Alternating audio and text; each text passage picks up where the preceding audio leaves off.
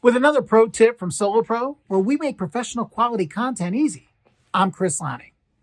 Now, this is step one in our series on starting a podcast, and it comes down to one very simple question. Why?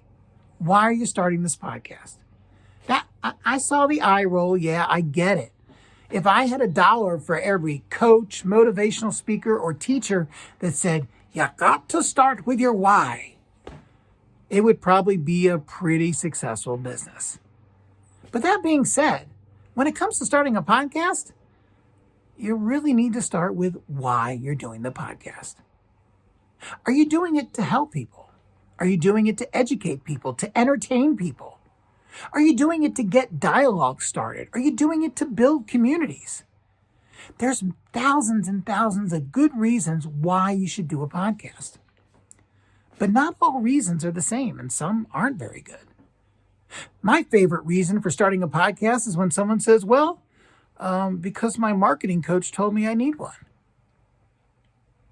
Yeah, do us all a favor. If that's your reason, don't start a podcast because it's not sustainable.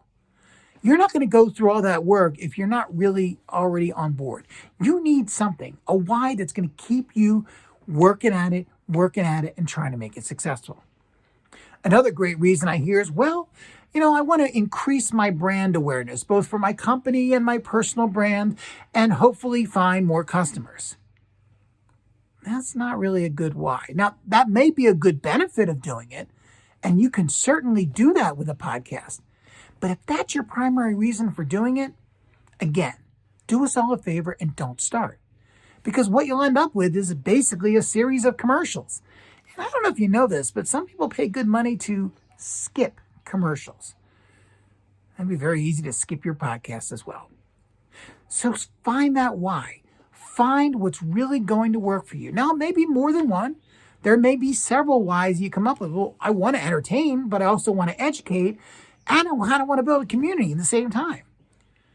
And that's okay to have multiple whys, but you still need to narrow it down to one.